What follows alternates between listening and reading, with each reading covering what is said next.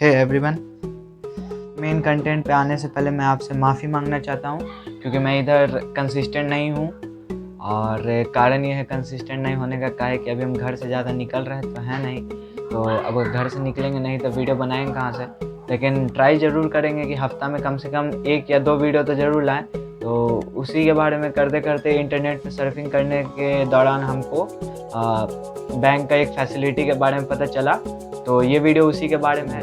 तो actually search करने के दौरान मुझे पता चला कि जो बैंक होते हैं वो आपको ऑटो स्विप फैसिलिटी प्रोवाइड करते हैं।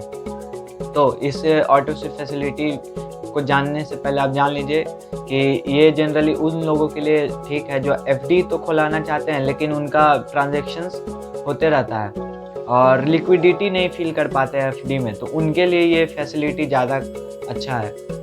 तो एफडी में जैसे क्या होता है कि आप जब अकाउंट खुला लेते हैं तो आपको लिक्विडिटी नहीं मिलता, मतलब आप इमरजेंसी में पैसा नहीं निकाल पाते हैं। तो बहुत आदमी इमरजेंसी फंड रखने के लिए अपने सेविंग अकाउंट में पैसा रखते हैं जिस पे आपको नॉर्मल अकाउंट वाला जो इंटरेस्ट होता है वही मिलता है। लेकिन अगर आपको एफडी का इंटरेस्ट चाहिए तब ये फैसिलिटी आपको काम आता है। लेकिन वही एफडी में आपको है कि एकदम लिक्विडिटी नहीं रहता है, इसमें आपको थोड़ा बहुत लिक्विडिटी रहेगा।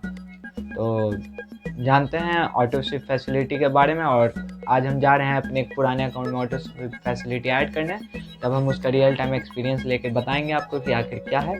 और जैसे छोटे मियाँ कहते थे, एक वीडियो बनाए थे छोटे मियाँ जो चैनल है यूट्यूब पे, मैं वीडियो बनाया था जब नए नए ब्लॉगर आते हैं तो क्या करते हैं, मैं ये करने जा रहा हूँ सोचा कि आपको बता दूँ, तो वही चीज़ है, मैं ये करने जा रहा हूँ तो सोचा कि आपको बता दूँ। तो देखिए, ये रहा उसका फॉर्म जो मुझे जमा करना है। ये अकाउंट मेरा पुराना वाला स्टेट बैंक ऑफ इंडिया में था।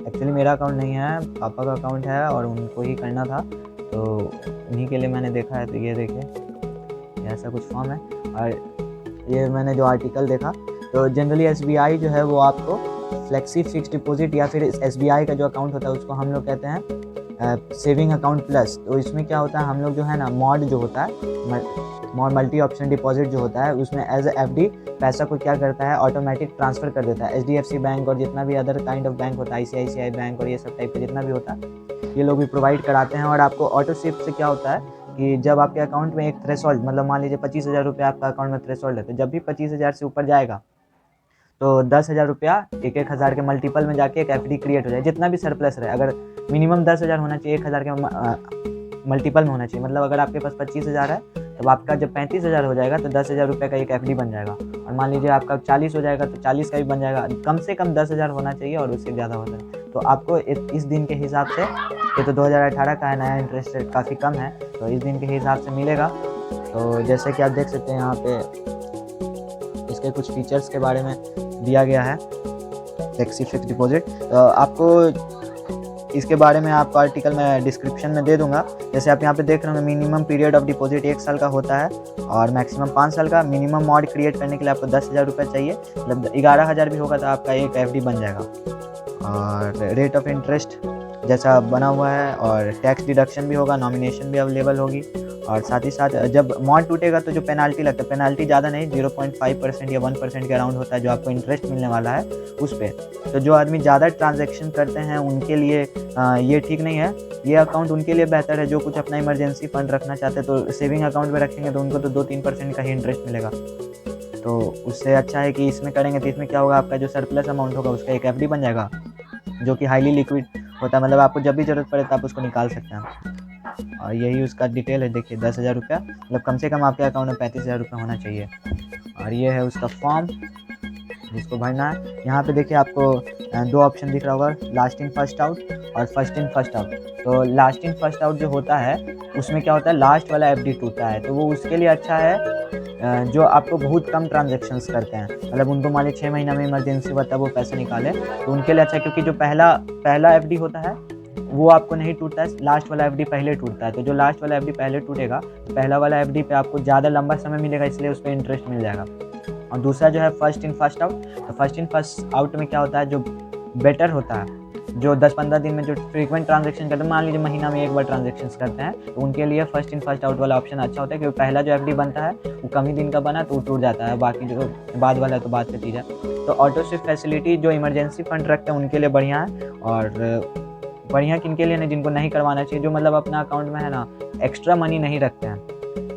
जैसे बहुत सारे लोग हैं जो एक्स्ट्रा मनी अपने अकाउंट में रखते हैं और बहुत सारे लोग हैं जो इमरजेंसी फ़ंड रखते हैं, तो इमरजेंसी फ़ंड रखने वाले लोगों के लिए ज़्यादा। तो जैसा कि मैंने बताया आपको, ये फैसिलिटी ऑटो स्विप फैसिलिटी में क्या होता है, ये जैसे मैं एसबीआई में अपने पापा का अकाउंट के लिए करने जा रहा हूँ, तो उसमें क्या है कि आपका ऑटो स्विप हो जाएगा। मतलब आपका अमाउंट जब एक सरप्लस अमाउंट एक थ्रेशोल्ड से ज़्यादा जाएगा, तो जितना भी सरप्लस अमाउंट होगा उसका एक एफडी क्रिएट हो जाएगा, जो कि जिसको आप इमरजेंसी में जब भी ज़रूरत पड़े आप उसको तोड़ सकता है। बस दिक्कत ये होता है, जो आदमी आपको बहुत ज़्यादा ट्रांजैक्शन करता है, मान लीजिए डेली जो पैसा निकाल रहा है, उसके लिए क्या दिक्कत है, जो डेली निकालेगा उसको लॉस ऑफ इंटरेस्ट हो जाता है। मतलब कि आपको घुमा फिरा के समझाएं तो, या सीधा समझाएं तो बात यह है कि आपको जो इंटरेस्ट मिलता नॉर्मल सेविंग अकाउंट से, उससे कम पैसा मिलेगा। तो ये किसके लिए बढ़िया, जो इमरजेंसी फंड रखते हैं और इमरजेंसी में उस पैसा का इस्तेमाल करेंगे। मान लीजिए 3 महीना, अब मान लीजिए कोई आदमी एफडी खुलाया हुआ है 1 साल का, अब बीच में आपको 3 महीना में ही ज़रूरत पड़ गया, तो आप तो एफडी को बीच में क्लोज कराना पड़ेगा। 50 झंझट, लिक्विड है भी नहीं कि तुरंत हो जाएगा। लेकिन इसमें क्या आपके पास सारा फैसिलिटी है, ATM, debit card, net banking, आप जिससे इस्तेमाल करना चाहते हो उससे कर सकते हैं। अगर मान लीजिए आप 1 महीना का एफडी कराना चाहते हैं, जो आप इमरजेंसी फंड के तौर पे रखना चाहते हैं, नॉर्मल एफडी नहीं, ये कोई मतलब ये इन्वेस्टमेंट टूल नहीं है। आप ये सोच रहे हैं कि आपसे इससे बहुत इन्वेस्टमेंट आ जाएगा, तो कोई इन्वेस्टमेंट टूल नहीं है। अगर देखा जाए तो इसमें इन्फ्लेशन को तोड़ मरोड़ के देख करके देखा जाए तो 2-3% बचिए जाता है। तो देखते हैं, आप जा रहे बैंक, वहीं पे जाके जमा करेंगे। बैंक वाला कुछ बताएगा तो देखते हैं, आपको कुछ एक्स्ट्रा होगा तो बताएंगे। ठीक है, bye bye. So finally mod का फॉर्म मेरा जमा हो गया है, ऑटो स्विप फैसिलिटी वाला, और अभी हम बाहर हैं। तो जैसा कि बोला, ब्रांच में जाने के बाद कुछ नई चीज़ पता लगी तो मैं आपको बताऊंगा। तो पहला बात तो ये कि आपको मॉड अकाउंट के लिए पहले आपको उसमें 25,000 मतलब कम से कम रखना होगा, क्योंकि वहीं से मॉड आपका बनेगा, मल्टी ऑप्शन डिपॉजिट वो आपका बनेगा। और मॉड बनने के बाद आपका तब जा कर के आप फिर कम भी रख सकते हैं तो चलेगा। फिर आपका जैसा वही जो आपको सिस्टम बताया कि 25 से सरप्लस जाएगा तो आपका वो बनते जाएगा 10-10 हज़ार का एफडी। लेकिन पहला बार आपको करने के लिए 25,000 एटलीस्ट रखना पड़ेगा। मतलब मिनिमम बैलेंस नहीं है आपको, मतलब वो पहला जो मॉड क्रिएट होगा उसके लिए आपको रखना होगा। दूसरा चीज़ कि ये नए अकाउंट होल्डर के लिए नहीं है अभी फ़िलहाल, जिनका अकाउंट 1-आध महीना पुराना हो चुका है और कुछ ट्रांजेक्शन कर रखा है जिन्होंने, उनके लिए है। और एक चीज़ और पता चली जो कि क्वाइट इंटरेस्टिंग है मतलब अब बीच अंग्रेज़ी आ रहा ज़्यादा। मतलब ये बात पता चला कि जो रेजिडेंशियल एरिया में जितना भी बैंक होता है ना, वो आपको फ्राइडे को बंद होता है और संडे को खुला होता है। जैसे ये एसबीआई का, पता नहीं बाकी बैंक का हमको नहीं पता, लेकिन एसबीआई में है कि आपको फ्राइडे को बंद होता है और संडे को ओपन रहता है। मतलब रेजिडेंशियल एरिया में किसी अलग दिन, मतलब संडे को छोड़ के किसी अलग दिन आपको रहता है। तब अगर आप इंटरेस्टेड हैं तो हम आर्टिकल डिस्क्रिप्शन में डाल देंगे, उससे आप पढ़ सकते हैं। अगर फिर भी आपको कोई डाउट रह जाता है तो कमेंट में डाल दीजिएगा, हम बता देंगे आपको, हमको पता होगा तो ठीक, पता करके बता देंगे। रखते हैं, बाय बाय। और चैनल को सब्सक्राइब नहीं किए हैं तो सब्सक्राइब करना नहीं भूलिएगा।